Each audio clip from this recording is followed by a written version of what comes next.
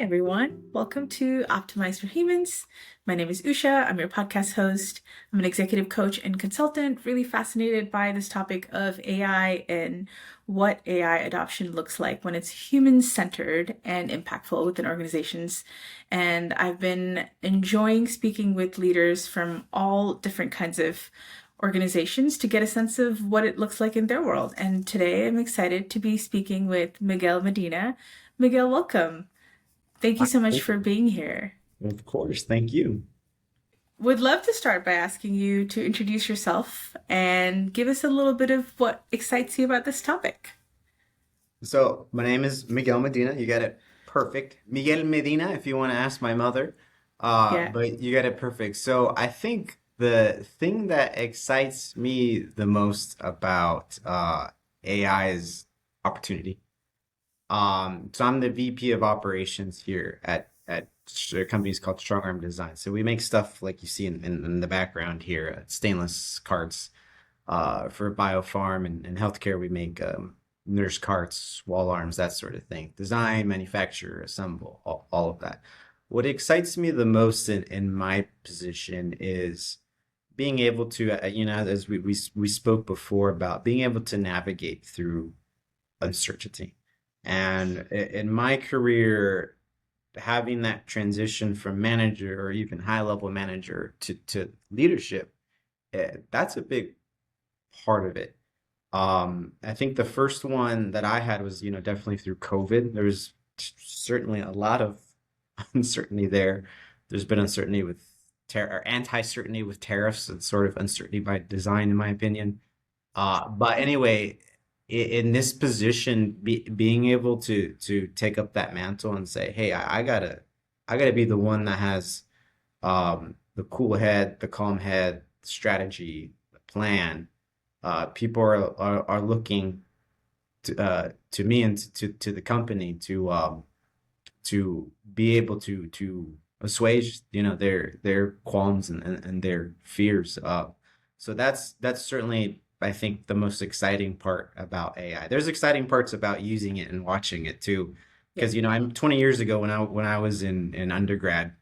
We learned about machine learning and large language models, and they're like, oh, 15, 20 years from now, this will be ubiquitous, and they were pretty spot on. I was quite surprised, and now we're here and we're seeing what we only read about as theory, back in the sort of mid 2000s is now what's now here. Yeah. And I mean, I'm curious to learn more about how you're navigating that uncertainty as a leader. Like, how do you, I mean, I think part of that is like keeping a cool head, thinking through problems, etc. But I'm curious how you like navigate your own emotional ups and downs through that. It's a good question. Yeah, I think for me so I started off as definitely, hey, this stuff's overhyped, right? I'm thinking of the metaverse. I'm thinking of Segway, Segway. Uh, and I would still consider myself a healthy skeptic, which is good. That's what I'm trained to do as a former chemical engineer. Um, but in the last year and a half, it has certainly surprised me a lot. And but I like because I was such a huge skeptic, I think that we've adopted it here at Strongarm a lot differently than a lot of our peers. So like people in my peer group and in my network, so how do we adopt AI? How do we speaking of COVID, I think during the pandemic, sort of the millennial bingo was the buzzwords that people use, and I think that my favorite, how do we leverage AI to accomplish this task, kind of believe. So, but in any case, there was a lot of fear, FOMO, fear of missing out.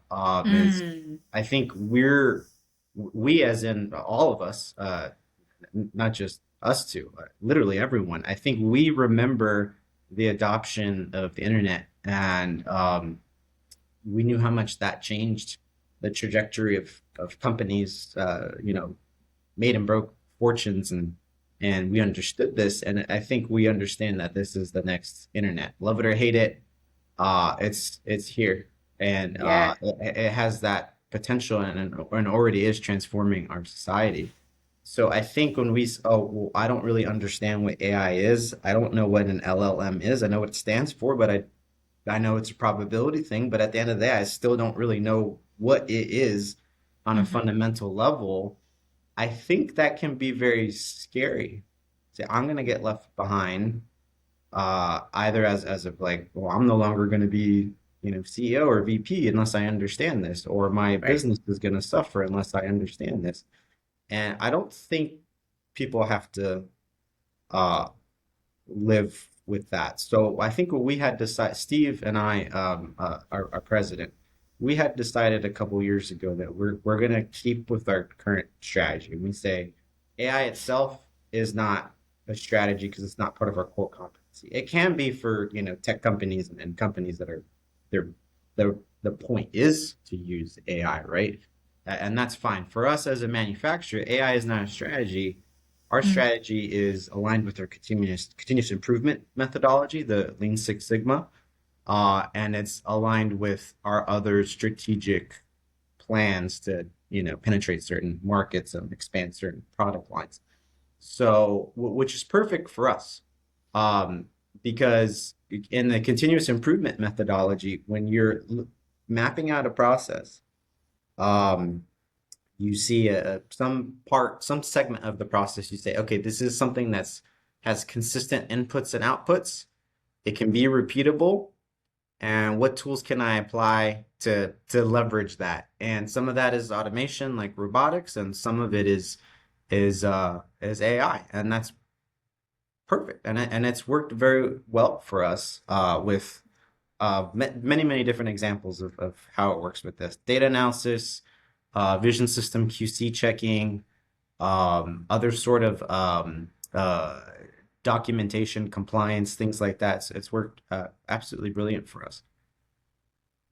Yeah, interesting. So what I'm hearing is rather than kind of anchor around AI, what you're really looking at is you've got an established process where you're continually making things better, you're iterating as part of the DNA of your organization anyway.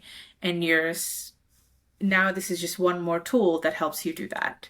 It's one more input that enables that, it supports that. That's exactly right. And in the literature and the continuous improvement part, it's automation, and let's just lump in AI with automation. It's more than that. Let's just lump it in. Is anything that can make a process consistent Hmm. and repeatable.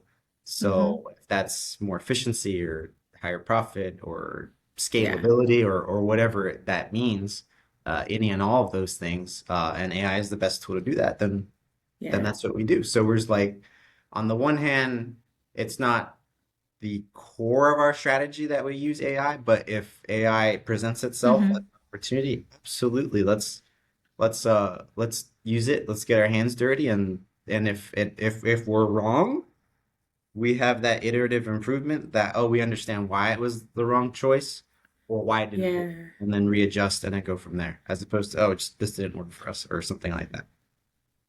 Yeah, it's interesting. I'm having like I think mixed reactions or feelings about this. Like on the one hand, I love that it's grounded in something more um I like that it's more grounded because your focus is on what are we trying to do and how do we continually do that better? How do we, from A to B, you're continually looking at like, how do we get there faster? And how can this be one input into that? And that feels like a really meaningful and grounded approach. And I imagine from a people centered perspective as well, that feels much more palatable than buying into the hype and the FOMO around AI, which I'm definitely a victim of the FOMO as well. It sucks and it's real. Um, Me too. I think where I'm like curious about and kind of holding tension around is, but what if this input actually changes your strategy? And what are the ways in which you're thinking? And I don't think that's like a now, answer this now once kind of question. I think that's a question every leader is living into and probably needs to be living into because the technology is changing so quickly. Like one of the interesting things I saw recently is the difference between the internet and AI is I think how quickly it started to penetrate. I think um, I forgot what the percentages were, but AI has gone from, zero to lots of people using it within 2 years versus I think the internet, it took, I want to say a decade or longer. It took a lot longer to get there. So there's something about the pace of the technology and how quickly it's evolving that I think is just an interesting thing that we're all living into. So that's not a yes or no. It's just a tension that I'm sitting with and curious about. And I'm curious what stands out to you as I share that. I'll many things. Yeah, I like the way you put everything. It's a brilliant way to do it. And I did want to say that when I do share this with my peer groups, our approach, I think your reaction is probably the best reaction I've got. I think usually it's pretty hardcore toward the other way is, oh, I think, that doesn't sound like the correct approach to me, or that sounds Mm, good for you, but we're not going to do something like that. I think to go back to the people centered, segue back into that, one of the first things you brought up is that Steve and I also decided that any type of AI initiative we're using, it has to be people centered. And to me, mm, that was super easy decision because mm. back to the continuous improvement methodology, one of the Yeah. things we say here is blame processes, not people. Mm, Uh, I which love that. which is also one of those things that can cause some tension depending on the company. But the reason for that, because they say, well, if an operator or employee or whatever messes up something, certainly they need to be held accountable. Of course they do. There's no question there. But from a process approach perspective, what that means, what the blame process is not people means is Mm, uh, what is the root cause, right? Seldom is yeah. the operator the Nice. root cause. So if you look at a manufacturing setting, and let's just say welding as an example, some mistake is made and stops production and whatever, Yeah. right? Well, all of those operator error, right? And it's like, okay, in terms of the corrective action, we have to have a corrective action because maybe the operator messed Mhm. up or whatever. But you use the Socratic method. There's the five whys in continuous improvement, Yeah. and you say, well, why did the operator make that error? Right. So back to, and then we'll get back to AI in a second, but back to like the classic example is the ATM machine, Mm, right? Is when ATMs first came out, people left their card at the bank or in the ATM all the time, yeah. right? So nowadays you put it in, you get out whatever money you're going to get out, and then for those of us that still use ATM machines, uh, and then it beeps at you, and you're like, "Why is this Yeah. beeping at me?" I'm like, "Oh, I have to take my card out," and then it dispenses the cash. It Yeah. didn't used to do that, Yeah. Yeah. Yeah. and back in the day, and rather than, well, let's blame the operator, let's blame our customers, Right. right? Is let's figure out what the root cause and let's add in some mistake proofing. So in that vein, Mm, adding people first to AI adoption is kind of the same thing because at the end of the day, you're putting AI into a process and yeah. saying it's gonna fix this process because why? Yeah. Is it not gonna make with the same inputs? Is it not gonna make the same mistake as an operator would, but at scale? Yeah. Yeah. Yeah. Right? And the Yeah. answer is yes, which you see all the time. That's the big danger of AI. So if you don't have it as an augmentation tool where it matters, I think that's the bigger risk. So Yeah. then going back to what we discussed earlier, that's kind of the basis and justification. Yeah. W. Edwards Deming, the godfather of management science and continuous improvement. He was, for those that are unfamiliar, he was the one that basically took his knowledge over to Japan because America wanted nothing to do with him, and then Japan just Oh, funny that. completely, owned the U.S. for through the 70s and 80s into the 90s. Yeah. Uh, and then we readopted all that stuff. But anyway, one of the things that he used to say is that a bad process or a bad system would beat a good employee every single time. Yeah. Data wise, it was about 83% of the time. But in any case, if you look at AI as just a super employee, it, if the process is ill defined, not mistake proof, or at least, not having the nascent steps to remedy mistakes and catch them, it's just going to be the same outcome. Hmm. So that's why it's brilliant. Even though that methodology is 120 years old at this point, those types of principles I think are still relevant in the age of AI, and I think it behooves us to follow those. They have to be uh, massaged a bit, right? Because we're not talking about people and machines all the time. We're talking about what the code outputs. I think it's still very relevant. Yeah, I think more relevant than ever, really, especially this notion of like continuous improvement. And yeah, it's interesting. I love the piece around like blame the process, not the person. And I think that's going to be really relevant in how leaders are approaching people as part of this. I think different people are going to get different mileage when it comes to AI. The different people are going to have, different levels of output that's likely to change depending on the tools they use or their comfort with this. And there's something to be said about, I think, staying with people and meeting people where they are and helping them build their capability rather than boxing them into like, oh, this person is brilliant, this person isn't. Because so much of this is just a learning curve. And how do you meet people where they are to help them build that? Because I think there is like an escape velocity hatch as well of if you can just get people the right understanding of how to approach this and how to think about things. I think most people have the capability to hit that. For sure. Yep.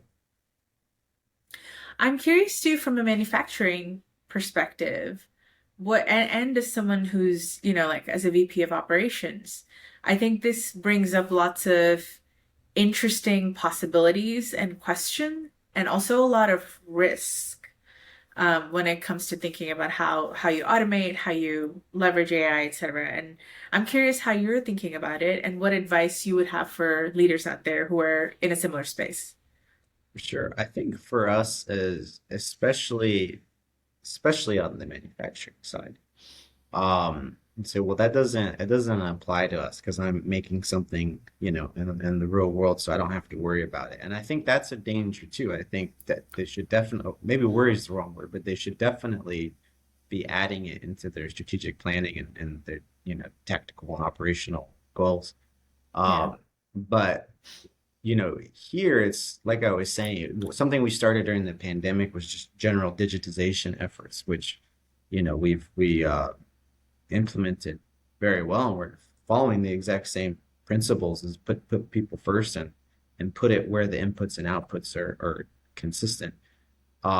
So though, and then where it doesn't make sense that somebody is spending too much time. So, for instance, someone once said that if AI doesn't save you time, it was a speaker that we had in one of my peer groups. If AI doesn't save you time, then don't use it, right? And so as a company, what does that mean? If AI doesn't save the company time, not Mm. necessarily you or me individually, if it doesn't save the company time, then don't use it. So then, Yeah, yeah. that's such an easy way to apply it and say, okay, well, because the kind of corollary to that is, where are we wasting time? Not even Yeah. necessarily if processes are efficient or inefficient or whatever. It's just, where are we wasting time? And we think Yeah. about it in a manufacturing setting where we're making stuff like this, the cart behind me, and we say, well, we're wasting a lot of time filling out supplier surveys, Yeah. right? Where the answer is exactly the same, and we're really just copying from our form to their Yeah, form, nice.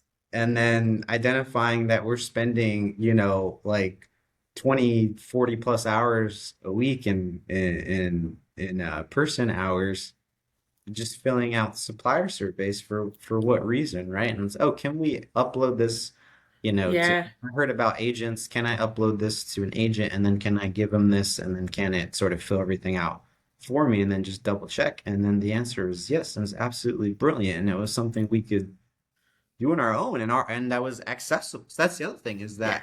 that we learned during the digitization revolution, or excuse me, initiatives that we did here at Strongarm. And to get to your question about advice in manufacturing is that somebody else has to be the process owner. It can't be you, right? You can lead the initiative. You can certainly be the process owner at the start if you're want to do some one-on-one adoption and training. But at the end of the day, somebody else has to be the process owner. So if whatever AI tool is not accessible, if it's not accessible to them, whoever that is, whether it's the manager, the supervisor, or the operator, it's Yeah. probably not gonna work the way you want it to. So that's definitely probably my best advice to that. And the ones that we've had the most success with, both in the general digitization efforts and with AI, have been those. So big ones were compliance, and then the big ones were data analytics, right? So looking at our ERP system, kind of the same thing. Where are we wasting time? What does our ERP system really need to tell manager one in the assembly department, Yeah. right? Beyond simply reporting, but what are the daily indicators, right? And how much time are we clicking through reports or clicking through, Yeah. the manufacturing window in the ERP system? Can that use an AI tool to sort of disseminate that information and give it to them and basically just another report? But can it be done? And the answer is yes. And can they do it? Is it accessible to them? Yes, right? So can they make the changes? Can they prompt the agent to do this? So that's been pretty successful for us so far. And at the end of the day, even just talking about it with you is we use a lot of AI, but if you were to ask me in a casual conversation, do you guys use AI? I'd be like, sometimes. Mhm. So it's actually interesting hearing myself say this. Yeah, I love that because I think one of the things that really stands out to me is like the centerpiece always is the work. And this is one of, several levers that you're pulling on, which I think is a really wise way to approach this. And what stands out to me in what you shared is like, that's actually not just manufacturing specific, that's for everybody, right? Where are you wasting time? Where are you wasting energy? What are the things that are just a heavy lift that you don't want to be doing? What are some ways in which you can leverage this tool to support you? And I loved also on the flip side, where is it not actually saving you time? So if it takes me 1 minute to write the email and it takes me 2 minutes to have the thing write the email and me edit the email, that's, there's something to be said about choosing our moments, right? And then And 10 minutes for the person receiving the email saying like, that doesn't sound like, my yes, that was AI. What is this email saying? yeah, absolutely. Um, yeah, I'm also curious about the risk component, and here's kind of how I'm thinking about it from a manufacturing and operations perspective, which is like if a thing breaks here, the whole entire chain might break. And so how do you think about that? How do you think about humans in the loop to ensure that? Like, how do you work with like, the hallucination of AI and things like that? That's a extremely outstanding question. I'm glad that you asked that. Is so part of the our continuous improvement is also risk management, right? And Mm, sometimes, when we have like our annual meetings and stuff like that, like, hey, at the end of the day, some of this is, if you want to sum this up in a different way, is risk management. yeah, And I think that is you do, and it has to be us, people in our position, that identify this, that have the holistic kind of approach and holistic view of everything. To say I can't yet apply it in those areas where a lot of risks exist. You can, I mean, there's more risks is more opportunities, so that's kind of yeah, up to the individual leader in that case. But in general, that's the approach we've taken here, where and the way we identify that isn't just some like random. I think this feels more risky than this because based on my own experience or something like that. It's truly based on the constrained resources. Mhm. So if it's a constrained resource, although we might apply something that's AI, it will be very limited, or at least Mm, it will be limited in what it can do and limited in what we're using it for. right. But if something that's not a constrained resource, that's not part of our core competency, um, that kind of doesn't matter whether it works or not, that's something where, we can be very Mhm. laissez-faire about it. And yes, please do that. So like going back to the example that I use with supplier surveys, what happens if it hallucinates and Right. puts in something really weird, right? Is first of all, they probably won't even notice Right. because I've been in the compliance space for a long time too, and they just want to see it that it's filled out. They Yeah, probably yeah. 99.9% of the time don't even look at what the answers are. But if they did see something weird, they would say, "Hey, this doesn't make sense," and they send it Right. back to us, right? Right. Meanwhile, we've already shipped the fifth PO that we Right. got from that company. So in that sense, it's not riskless, but it's very little risk, right? If something is wrong, what's the worst that can happen? And I say that to our team all the time is, Mm, which I actually learned from therapy back in the day is what if everything goes right and what if everything goes wrong? Like realistically, what's going to be the consequence 1 year from now, 5 years from yeah. now? And then usually the answer is there's a consequence for the day or a week, and we just get on top Yeah. of it, and it's not going to have any adverse consequences over 1 week or excuse me, over 1 year or 5 years. So managing risk is the other huge component Yeah. of this, and it certainly shouldn't be taken lightly because if for those that aren't in and don't have a technical background, uh, AI will hallucinate as a feature. It's just probabilistic, so it's going to Yeah. happen. It's it's not like, oh, it could happen. It's a risk that it will hallucinate. No, it will hallucinate. And how are you handling that risk? I really love that those frames of like, what if everything went right and what if everything went wrong? I might be paraphrasing here, but I think that's a really meaningful question.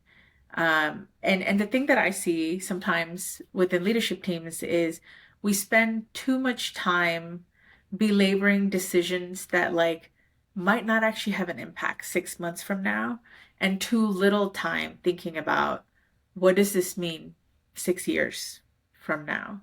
And I think actually making a habit of having those conversations of what are the decisions on the table and what does that mean?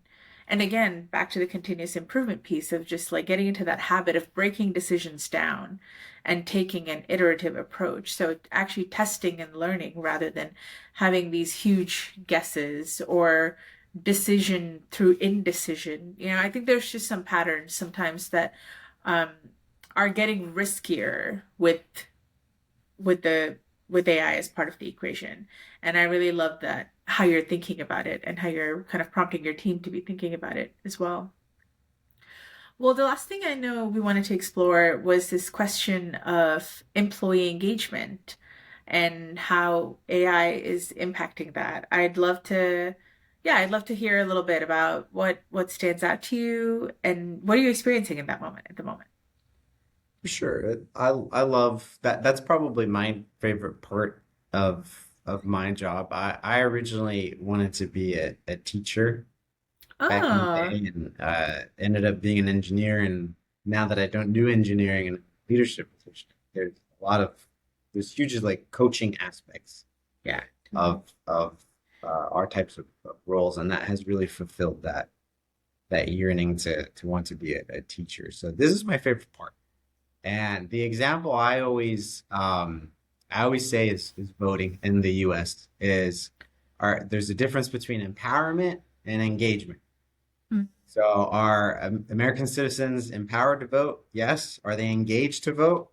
Mhm. Sometimes, depending on the Sometimes, election and the political atmosphere and that sort of thing. yeah. But it's the same thing in manufacturing if you use that analogy, because we talk a lot about let's empower Mhm. our people to make decisions, and that's great. But what if they're not engaged?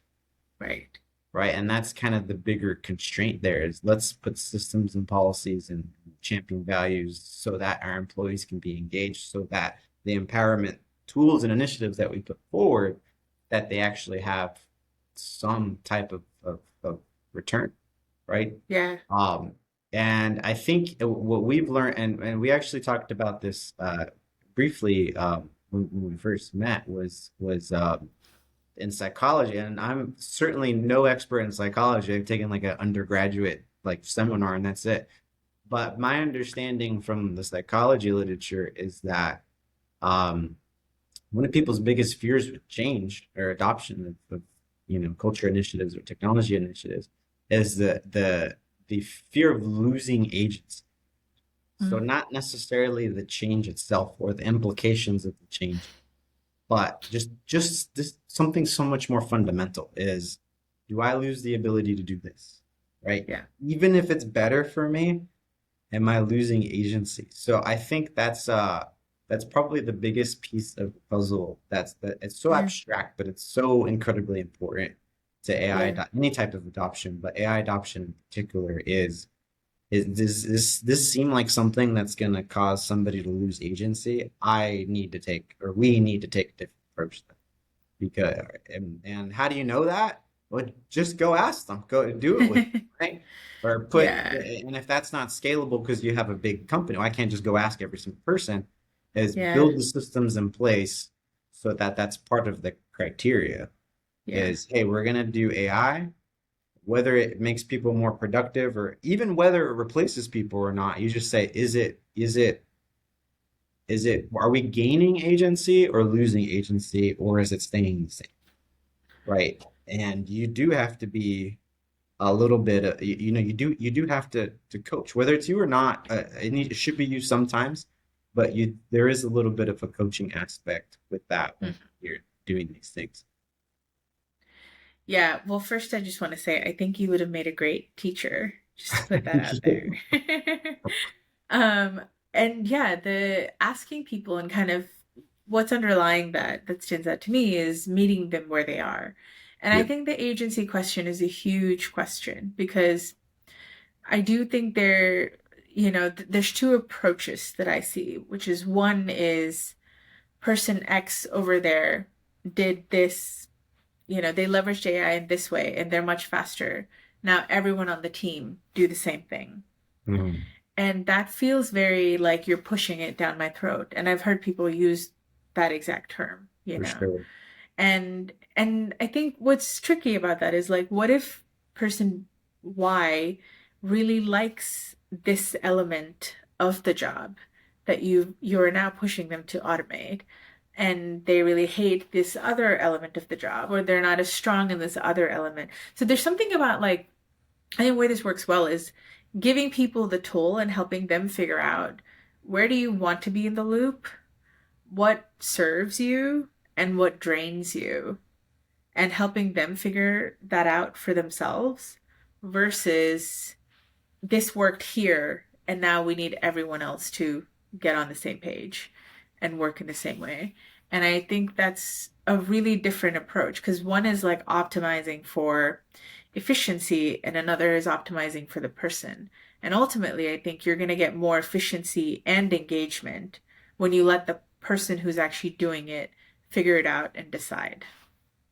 I love that. I so wholeheartedly believe in that because the other thing is, even if the AI initiative works, Mm-hmm. is it going to be sustained? Right? Can we sustain this? Yeah. And it reminds me of a story which I'm probably going to butcher, so I'll just take I'll do a synopsis of it. But I remember learning about this, and it was some rural area in sub-Saharan Africa, and it was about the women in this village. They got together, they got Mm-hmm. their pots, Yeah. and to go to the river, right, which is 5 miles away or whatever it was, and they did Yeah. this every day, and it took them 2 hours back and forth to get the water, and whatever you know. Community came in to help from another country, say a Western country or something like that, and built a Yeah. little kind of mini aqueduct to do that. So well, now they have 2 or 3 extra hours a day to concentrate on other tasks. And, very well meaning, very, very good project. And then they ended up getting rid of it because it wasn't about the time it took to get the water. That was their time to be away from their husbands and the child rearing, the only time they had of their lives to be just themselves with Yeah. other women, with their friends. And that was the agency that they lost, right? So Yeah. it's not saying one option is better than the other, but it's, hey, their evolution doesn't work as quickly as AI. So there's real human elements that we can't ignore um, when we do this. And I will say another thing is that I think the fear of like this is going to replace my job. Certainly there's some realistic. There probably will be some real job displacement. But at the end of the day, the demographic shifts happening on our planet are a lot. Yeah. They present their own opportunity, but China alone over this mid-century is going to lose 400 million people, about 150 million workers, about the working population of the US right now. Yeah. So AI may be the only thing, or at least these types of productivity improvements are the only thing that are really going to save us economically. I don't want to use the term save because that sounds ridiculous, but they're one of the only things that will solve that problem economically. And that's not replacing people, that's just making up for the people that we're losing because of demographic shifts. So I don't think like society is going to collapse because I mean it could collapse for any reason, right? Yeah. But I wouldn't buy into that type of fear. But it is going to take brave leaders that say, I don't want to fear this. Maybe I want to be skeptical, and that's fine. I feel like I've been a pretty hard skeptic on this, but realize it as an opportunity. This is an opportunity. Uh, Yeah. all uncertainty is opportunity in disguise. All risk is opportunity in disguise. And it's your chance to sort of pounce upon them and do it your way. Do it consistent with your values and principles, consistent with your company's values and principles, putting humans first, engaging people, and you know that's it. Go if you can do that, you're I think above the curve. Yeah. Absolutely. So much to share there, but just on the story about the aqueduct and the Mhm. river, I think there's something about letting the people who are closest to the work identify the problems they actually suffer from and want to solve. Like to me, that's the piece that's missing there. Is that wasn't a problem that community wanted to solve. It's something from the someone from the outside saying, "Oh, this is a problem," and so actually, your energy is better spent helping them figure out what are the things that they want to be solving. And to me, that from an organization perspective, this is something that I really believe in, which is let the people closest to the work make the decisions, because one, you move faster, and not just in terms of getting things done, but in terms of learning and iterating and continuously improving. And two, they genuinely have more insight around that. So I think that's a really meaningful and important thing. And I love the macro reflection around the population. I hadn't connected dot before, those dots before. So I think that's a really interesting and meaningful thing. And my version of that is if we have massive displacement of jobs, who's going to buy things? We have this entire economic, societal structure that's based on consumerism and capitalism.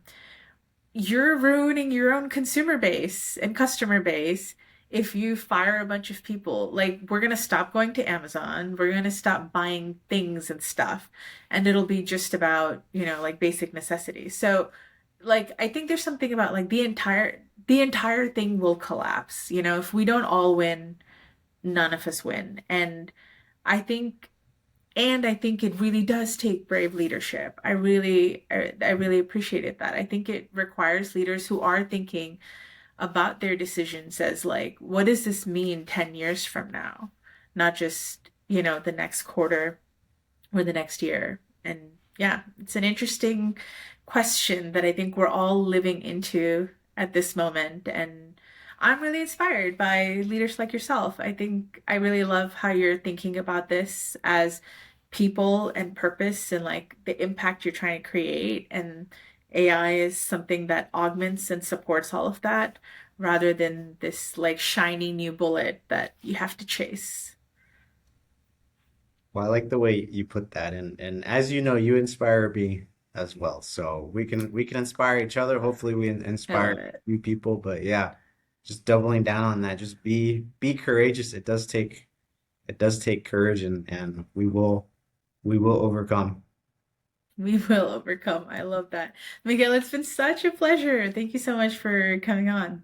Yeah, I had a blast. Thanks.